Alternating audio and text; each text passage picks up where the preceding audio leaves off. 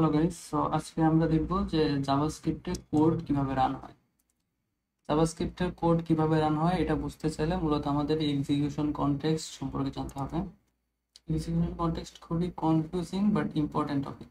So জাভাস্ক্রিপ্টে কিভাবে code run হয়, কিভাবে ফাংশন কল হয়, কিভাবে কল স্ট্যাক ম্যানেজ হয়, এই সব টপিকগুলো বোঝার জন্য আসলে এক্সিকিউশন কনটেক্সটটা বুঝতে হবে। সো এক্সিকিউশন কনটেক্সট আসলে হচ্ছে মেইনলি দুই প্রকার। একটা হচ্ছে গ্লোবাল এক্সিকিউশন কনটেক্সট, যখন আমরা প্রোগ্রাম রান করি একদম গ্লোবাল যে ভেরিয়েবল ফাংশনগুলো ডিক্লেয়ার করা হয় সবগুলা র্যাপ করে গ্লোবাল এক্সিকিউশন কনটেক্সট। আর যখন আমরা কোনো ফাংশন ইনভোক করি, মানে ফাংশন কোনো কল কল করি কোনো ফাংশন, তখন আরেকটা এক্সিকিউশন কনটেক্সট ক্রিয়েট হয় গ্লোবাল এক্সিকিউশন কনটেক্সটের আন্ডারে। ওইটারে আমরা বলি ফাংশন এক্সিকিউশন কনটেক্সট। ওকে, সো এক্সিকিউশন কনটেক্সট গ্লোবাল হোক আর ফাংশন হোক, এর দুইটা ফেজ আছে। একটা হচ্ছে মেমোরি ক্রিয়েশন ফেজ, মানে প্রতিটা ভেরিয়েবল আর ফাংশনের জন্য মেমোরিতে জায়গা অ্যালোকেট করবে। আর দ্বিতীয় হচ্ছে এক্সিকিউশন কোড এক্সিকিউশন ফেজ। আমরা এটারে বলি থ্রেড অফ এক্সিকিউশন, আর মেমোরির জন্য যেটা হয় এটাকে আমরা বলি হচ্ছে মেমোরি ক্রিয়েশন বা হোস্টিং ফেজ। সো চলো দেখি আমরা কিভাবে জাভাস্ক্রিপ্ট কিভাবে লাইন বাই লাইন কোডটা এক্সিকিউট করে। সো স্ক্রিনে তোমরা যে একটা ছোট্ট কোড দেখতে পাচ্ছ, আমরা এইটা দিয়ে শুরু করি যে কেমনে আসলে জাভাস্ক্রিপ্টের code line by line run হয়।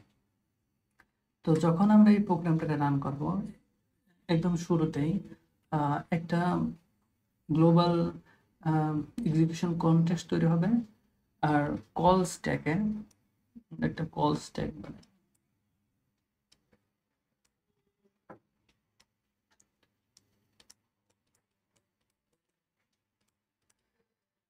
Call stack.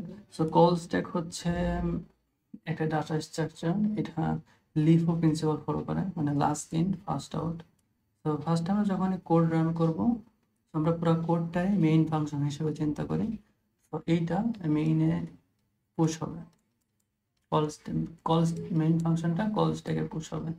ওকে, তো অন্যদিকে আরেকটা এক্সিকিউশন কনটেক্সট তৈরি হবে।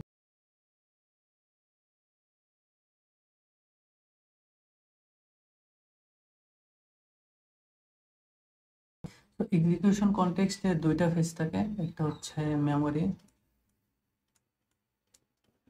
যেখানে মেমোরি এলোকেট করা হয়, আর দ্বিতীয়টা হচ্ছে থ্রেড অফ এক্সিকিউশন, মানে কোড যেখানে লাইন বাই লাইন প্রিন্ট হয়। ওকে, তো আমরা যে ফেজ 1 এর কথা চিন্তা করি, তাহলে ফেজ 1 এ কি হবে যে ভ্যারিয়েবল ফাংশনগুলোর জন্য মেমোরিতে জায়গা অ্যালোকেট হবে। আমরা আসি নামের ক্ষেত্রে। তো নামের ক্ষেত্রে এখানে তাহলে কি হবে যে নাম প্রথমে ভ্যালু সেট হবে না, এখানে সেট হবে আনডিফাইন্ড।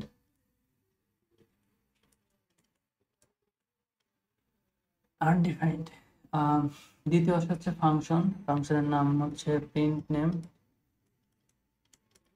নাম সরি। তো এইখানে আনডিফাইন্ড সেট হবে না, ফাংশনের ক্ষেত্রে ফুল কোডটাই এখানে স্টোর থাকবে মেমোরিতে। সো ফাংশন ফুল কোডটা এখানে স্টোর থাকবে। ওকে, আরেকটা ভ্যারিয়েবল আছে ভ্যালু, এখানে আনডিফাইন্ড থাকবে। ওকে, সো এই গেল হচ্ছে আমাদের ফেজ 1। ফেজ 1 এ আমাদের প্রতিটা ভেরিয়েবল ফাংশনের জন্য মেমোরিতে জায়গা অ্যালোকেট করার টান। এবার আসি হচ্ছে ফেজ 2 তে। ফেজ 2, তো ফেজ 2 তে কি হয়, কোডটারে লাইন বাই লাইন এক্সিকিউশন করা হয়। সো এখানে আমাদের ভেরিয়েবল আছে 5, ভেরিয়েবল আছে নাম, তার ভ্যালু আছে 5। তো এখানে ভ্যালু অ্যাসাইন হবে যে 5। এখানে আমাদের ফাংশনটারে ইনভোক করা হয়েছে, মানে ফাংশনটারে কল করা হয়েছে। তো জাভাস্ক্রিপ্টে যখনই কোনো ফাংশন ইনভোক করা হয় বা কল করা হয়, নতুন একটা এক্সিকিউশন কনটেক্সট তৈরি হয় গ্লোবাল এক্সিকিউশন কনটেক্সটের আন্ডারে। So let's create an execution context here.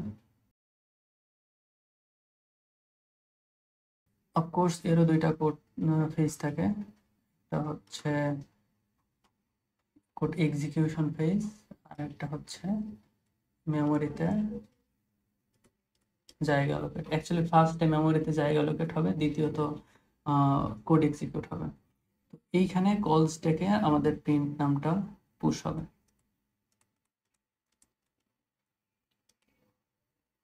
Print নাম যার আর্গুমেন্ট হচ্ছে 5। ওকে, তো আমরা এই ফাংশনের ভিতরে চলে আসলাম। ফাংশনের ভিতরে আমাদের প্যারামিটার আছে নাম, নাম, মেমোরি ক্রিয়েশন। ফার্স্টে তার ভ্যালু হবে আনডিফাইন, দ্বিতীয়ত এখানে ভ্যালু অ্যাসাইন হবে কত 5, কজ আমাদের প্যারামিটারের ভ্যালু ছিল 5।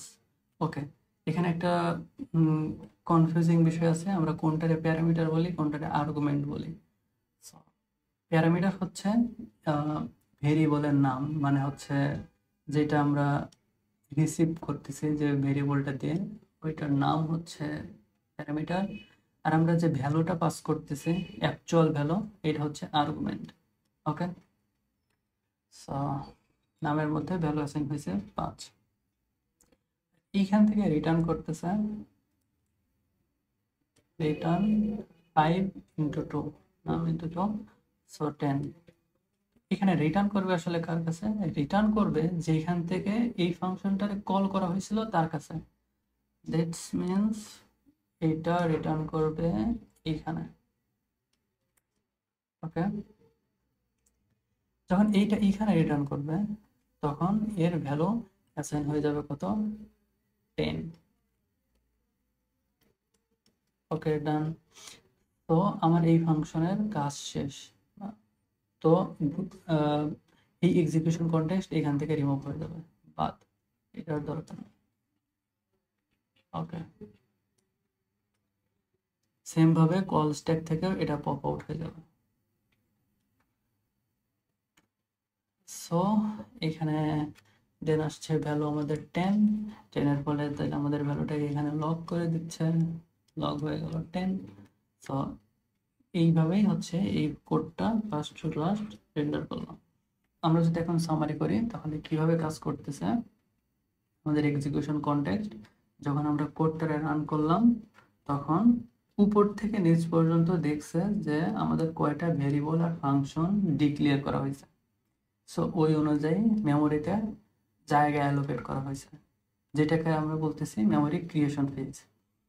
দ্বিতীয় ফেজে গিয়ে যেই ভ্যারিয়েবল ফাংশনগুলোতে মেমোরি অ্যালোকেট করা হয়েছিল ওগুলো এখন এক্সিকিউট করবে।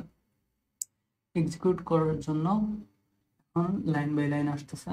সো এখানে 5 অ্যাসাইন করা হয়েছে ভেরিয়েবলের জন্য, আর এই ফাংশনটা যখন কল করা হয়েছে তখন একটা brand new execution context create হয়েছে গ্লোবাল এক্সিকিউশন কনটেক্সটের ভিতরে এখানে, আর সেই সাথে কল স্ট্যাকেও এটা হচ্ছে পুশ হয়েছে।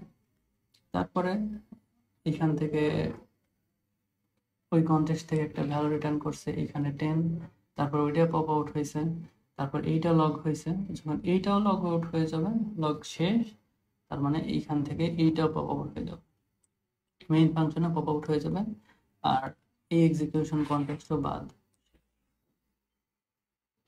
সো এক্সিকিউশন কনটেক্সট শেষ, কল স্ট্যাক শেষ, আর আমার ভিডিও শেষ। ওকে, বাই।